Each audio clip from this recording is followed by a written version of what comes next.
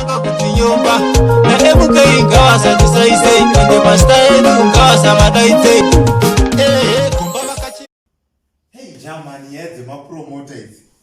Pana ka promoter kandabata kari kuti hanzi kadonditise interview manje. Handikangopase ka interview kako chete. Ndatobaye ku UK. Tobaye UK hatapinda. Chipo changu chatondibhadhara chete. Come in. Hello. Mr. Promoter. Hey, BossEdza. Mapinda. Wakadi. Aiwa bobo. Atine pekuti mugare motomira. Motoite zvekumira. Mototivhunza. Aiwa. Makwese nacho mototivhunza makaite zvekumira. Atine pekuti mugare pano. Vunza itinzwa aiwa tiri ready baba. Madi. Makataka kuimba rini. Zvemusic izvi. Ndakataka 2002 kana 2001 kana 2000 kana 99 ndo pandakazvitanga. But inini ndaimbe madhisi manje. Pamakazvitanga pane zvakakupa here.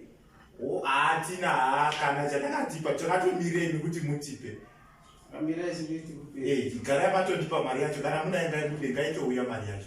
Inouya ko dhisi ramakatanga kuridza chairo rakatanga kuterera vanhu vesitara yenyu kuti kuzonzi kuna BossEdza nderipi. Madhisi.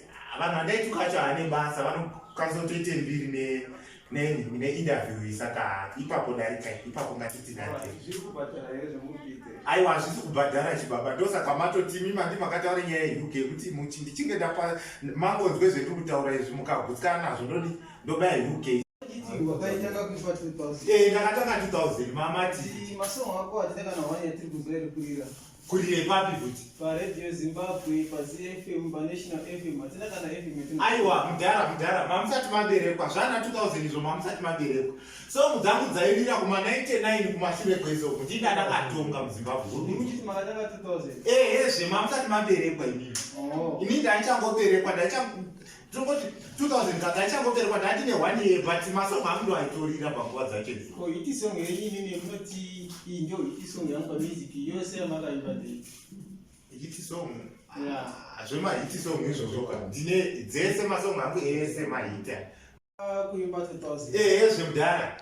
Manje inini handikwanisi kusimudzira vanhu vasingariri inini kusarira manje. Ndina kana song yenyaya ndinoona sokuti inini ndingaipusha.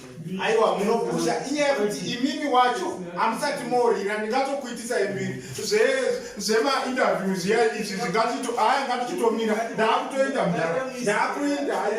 Baba izvo zvakanaka ndingabatsirani.